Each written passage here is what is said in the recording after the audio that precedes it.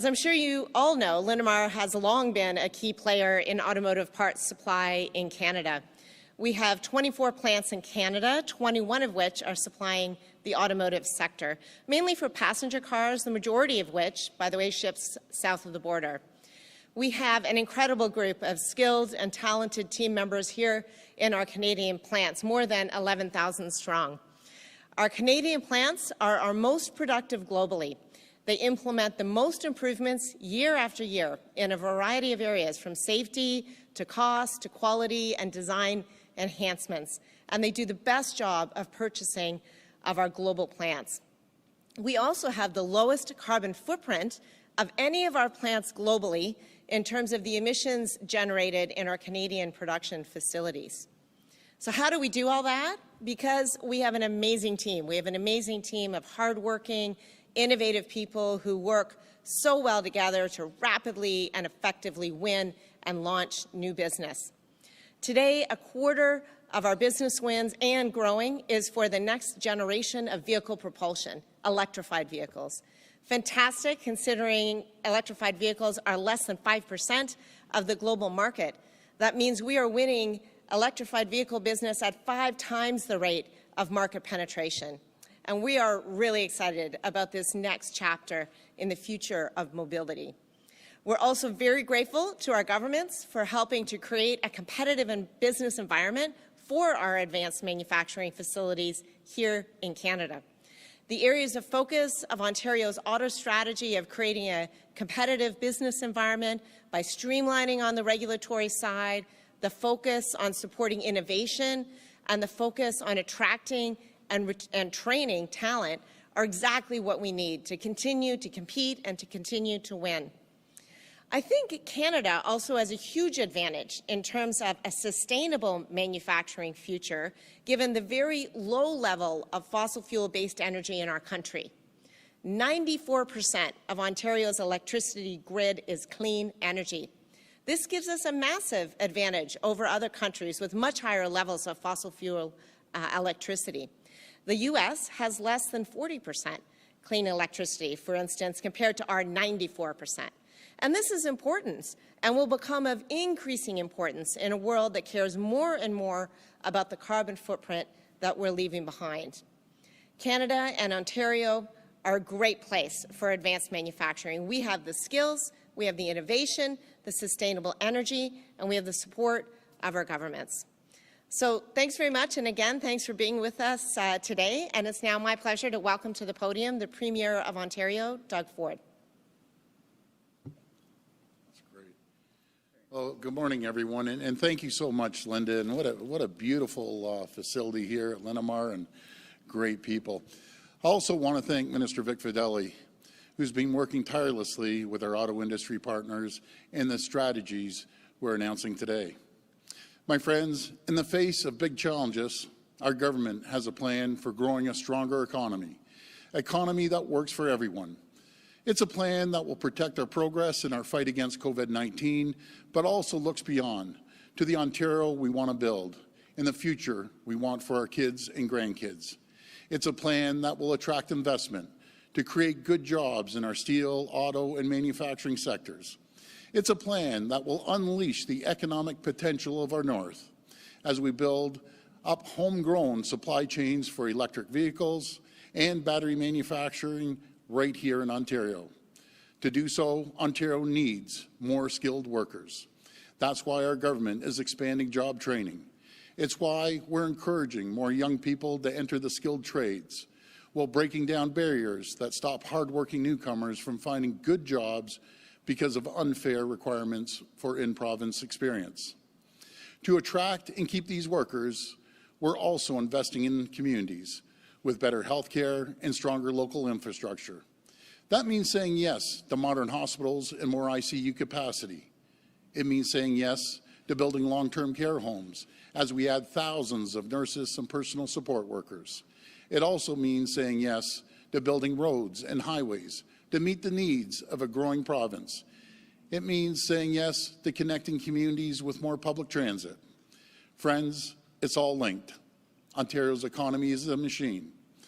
If one part of that machine isn't working to its full potential, It holds us all back. But when Ontario is firing on all cylinders, watch out. There's no other place anyone would rather start a business, work, or raise a family. That's why our government is saying yes to building the next generation of cars right here in Ontario and launching Phase 2 of the Driving Prosperity. It's our plan to build the vehicles of the future. As we know, motor vehicle manufacturing has been a way of life in Ontario for over 100 years.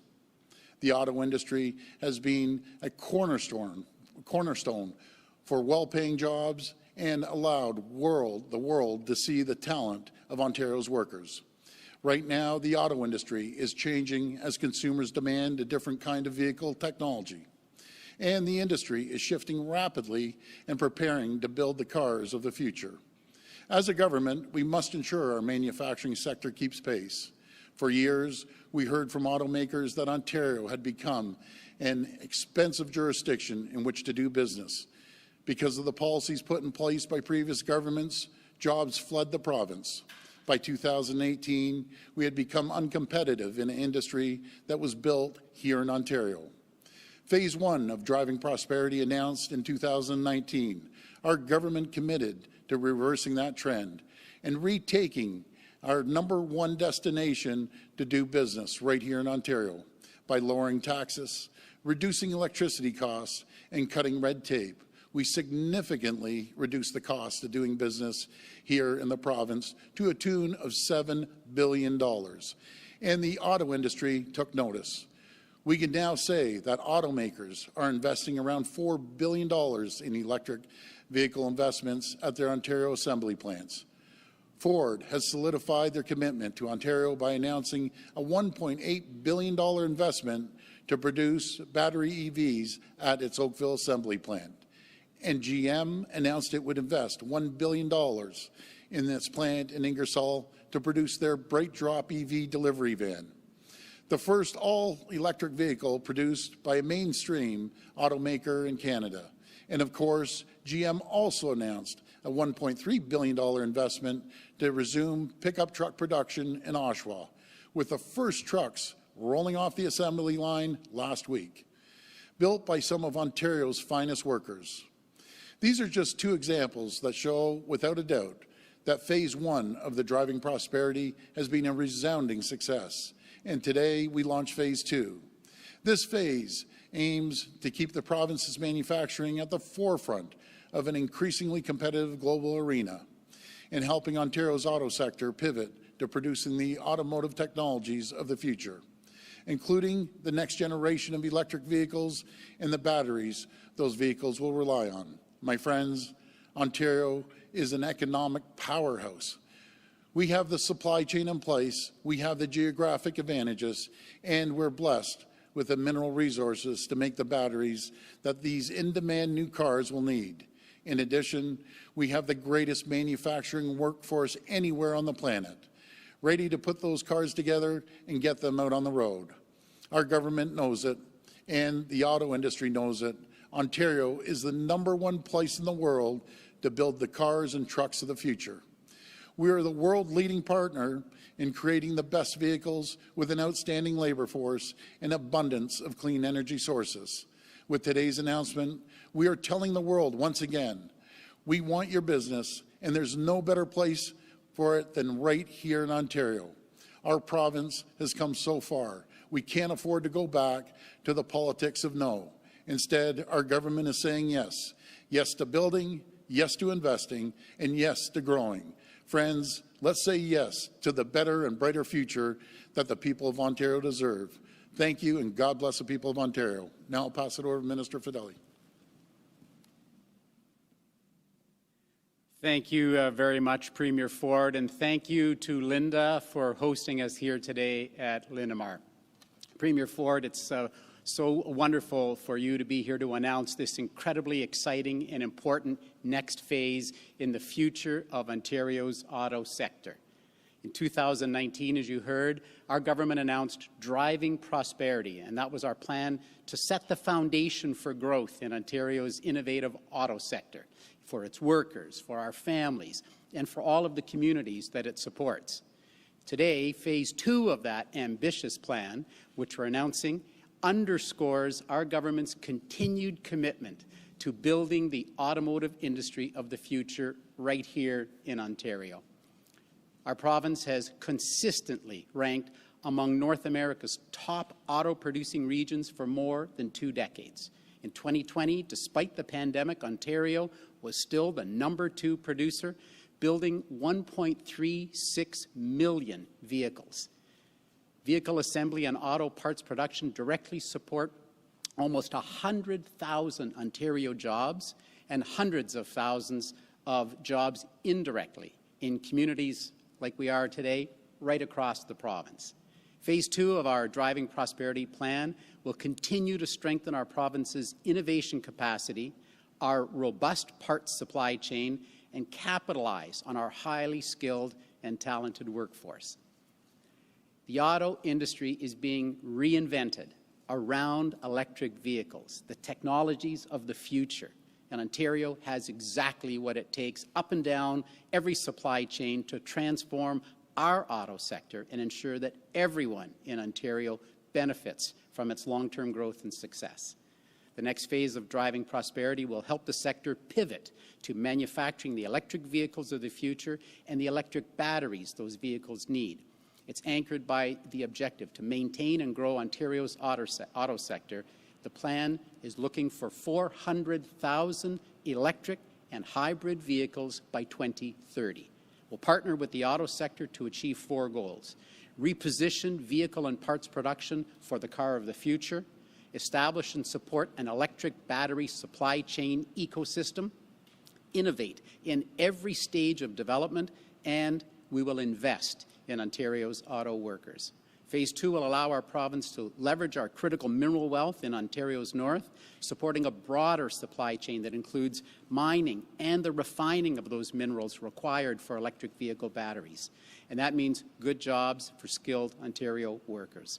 Our plan seeks to strengthen the links between these ecosystems, creating a comprehensive of all of its parts. These commitments will continue to lay the foundation to ensure that Ontario's auto sector is successful, highly competitive, ripe for new investment, and ready to meet the global demand. Through the phase 2 of our Driving Prosperity Plan, we'll continue to build on our work as a government to accelerate growth and innovation in our auto sector, create those jobs for workers and for those communities. And we will sustain the momentum of new investments the Premier spoke about to ensure that Ontario continues to be a North American leader in developing the vehicle of the future. We're going to shift gears towards new areas of opportunity: electric vehicles, electric battery production, state-of-the-art manufacturing technologies. We're not only going to stay ahead of the curve, we're going to lead that curve. So thank you very much for being here today. We'll now take questions from the media. I'd ask the media to please form a line behind me, and it'll be 1 question and 1 follow-up, please. Hi, how you doing? Hi, Premier. Ricardo here with CTV Kitchener. We first wanted to talk about a situation in Cambridge with the MZO. We learned yesterday that there is a deadline and a string attached to this policy item. We just wanted to ask if your government is prepared to pull that MZO because that deadline is coming up in just 2 weeks, and do you feel that in 2 weeks there can be any real meaningful consultation to meet that requirement that the minister had set out? Yeah, great question. I was briefed on this, and Minister Clark is in close consultation with the developer to get the MZO, but we have one requirement. Actually, we have a couple of requirements. That we get the approval from the council and mayor, which I understand we did, but they have to also consult with the Indigenous community. And I guess that slipped a little bit, but they're going to be able to hopefully get it done. So those are the rules. We don't build on the Greenbelt. We don't do it without the approval of the mayors and city council, and we don't do it without consultation for the Indigenous communities. But we all work together, and we'll get it done. I'm pretty confident. Just the second question, if I can as well. Speaking of Indigenous communities, we understand Chief Mark Hill has shared his frustration with the process to search grounds and some of the funding there. Have you been able to follow up with him and have a conversation about the government's plans on that front? Yeah, no, our Minister of Indigenous Affairs have been working with all First Nations communities. We're leading the pack in Canada. We've put over $20 million of funding towards that. And at any given time, my phone's on. And we just have a phenomenal relationship with First Nations communities right across Ontario. And we're going to do everything we can to support them, give them the technology, give them the funding. Again, we're putting more money than anyone in the entire country into this, and we'll always stand shoulder to shoulder with them to support them in their needs. Okay, thank you. Thank you. Hi. Hi, Premier. I'm Kate. I'm from CBC Kitchener. Hey, Kate, how are you doing? Good. How are you doing? Good. Premier, soon after you were elected, you appointed a special advisor to Washington to represent Ontario's interests on trade. If that post was so important, why is there no one in that right now at such a crucial time for the auto sector? Well, he ended up moving on, and our minister right here, Vic Fedeli, is aggressively looking for the right person to fill that spot. But in the meantime, Minister Fedeli is on the phone, as myself is, working with our U.S. partners. We're their number one customer, and we had a great conversation, the premiers with the Prime Minister last night, reinforcing the clause that the Americans are saying, buy American. Well, we're their number one customer. You know, we buy more goods than any other country in the world. If Ontario was a standalone country itself, it would be the third largest trading partner. We're the number one trading partner to 19 states and number two to nine others. We're connected at the hips. So we need to be excluded from that line. I want to, and I told the Prime Minister last night, and all the premiers feel the same way, we will stand shoulder to shoulder as Team Canada when he goes down to the U.S. to meet both presidents of Mexico and the United States. We face the same issue under Donald Trump. And we went down there en masse. We talked to the governors. They understand that indirectly we employ 9 million Americans through our trade. And we're different than any other jurisdiction in the world. With all due respect to Mexico, with all due respect to China, and every other country, there's no better partner, closest allies than Canada. And we should be respected.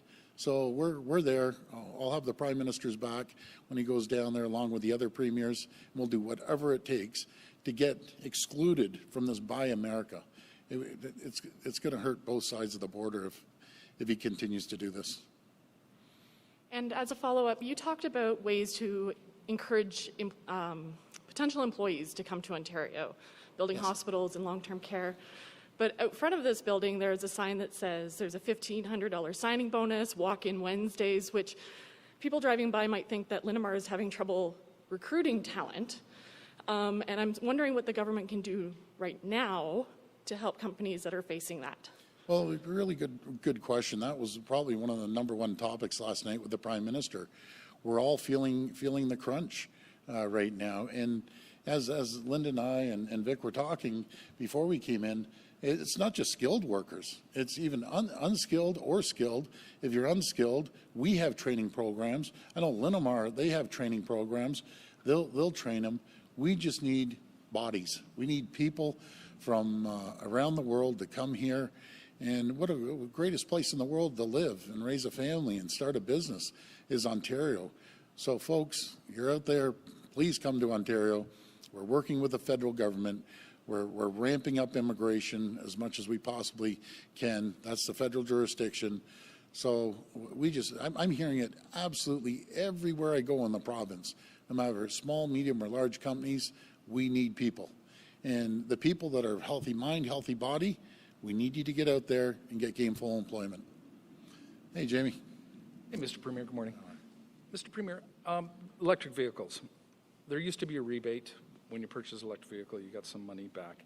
I understand it's difficult to justify a rebate going to someone that's buying a $100,000+ electric sports car. But the average family is not going to buy that.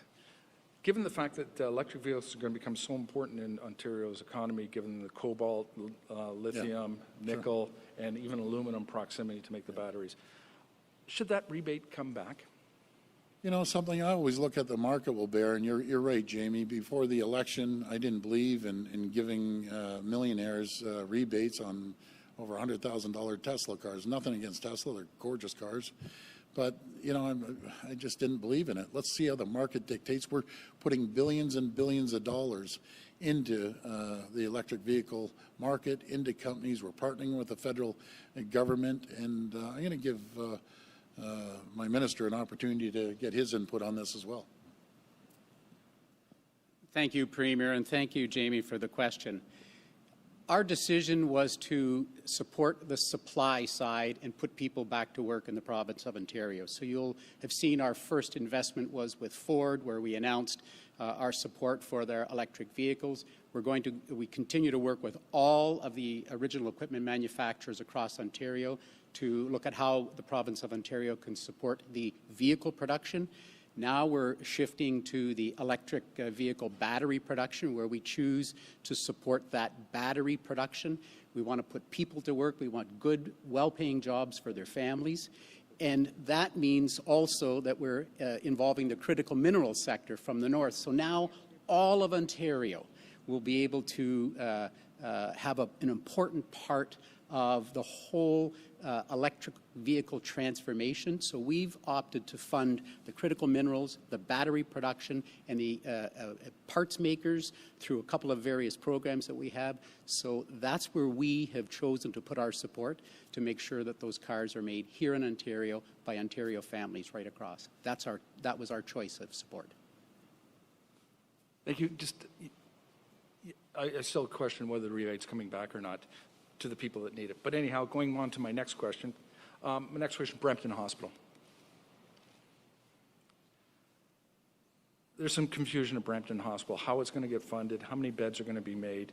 The city right now is saying they're going to have to pay most of the costs, or there's confusing it. What's happening with Brampton Hospital? Why isn't it just it's a hospital that's, every expert says it's needed to be built.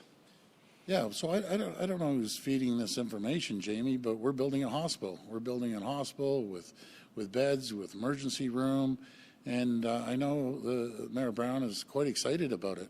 Not only are we building the hospital there, we're building a university, medical university, and wouldn't that be great to have local people go to the university and then become doctors in the Brampton Hospital? I think there's a little bit of misinformation out there, because we're building a new hospital in the city of Brampton. So we're excited. We'll be there to cut the ribbon, and it's going to be a brand spanking new hospital. Hi, Premier. Hi. My question has to do with hospitals as well, but our local hospitals in the region of Waterloo.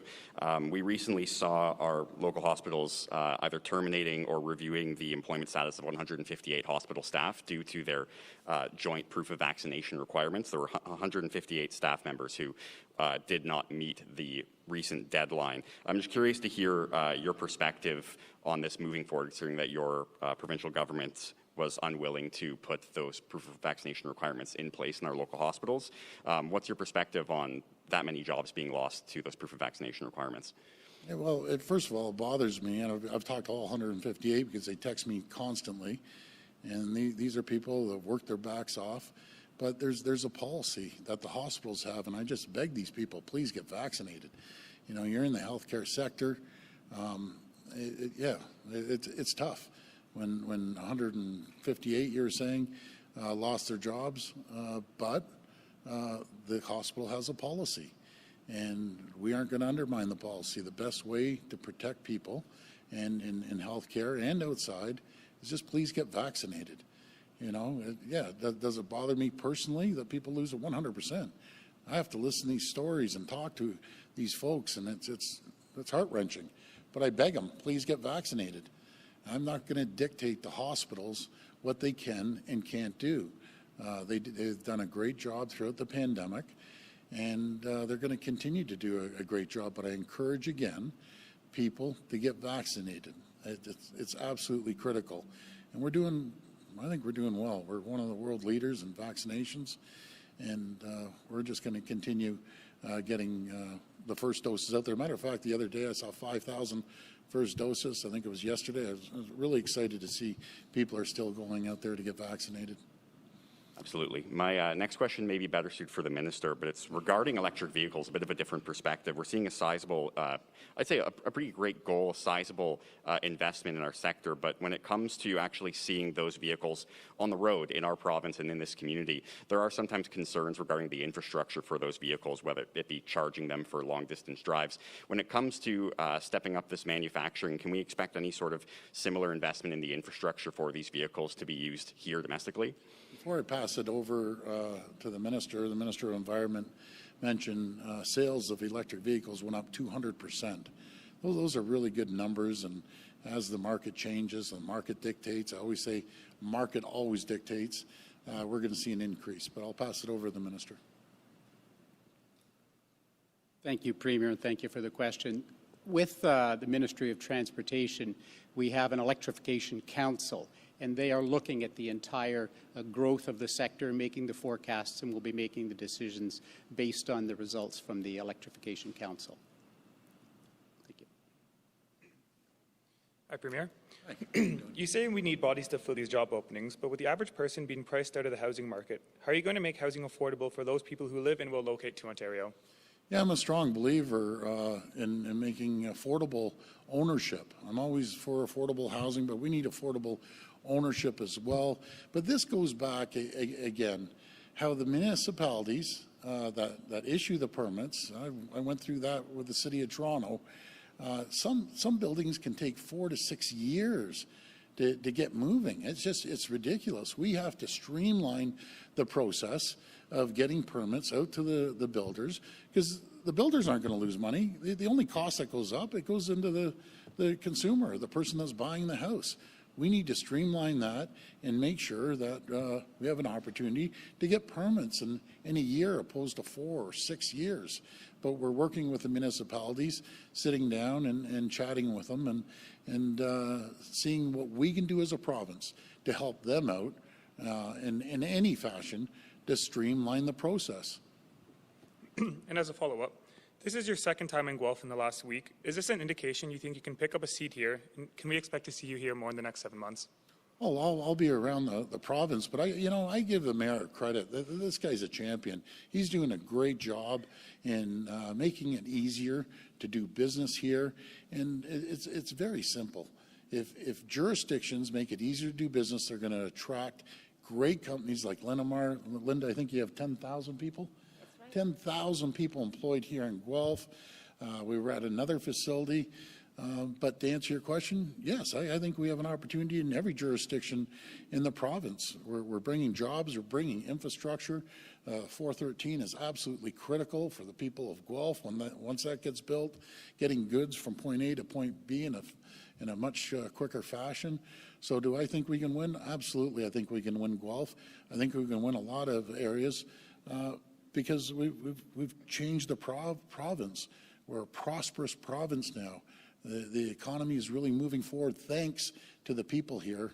And we have the greatest place in the world to live, work, and raise a family. Thank you. Thank you. Okay, this will be the last question. Thank you.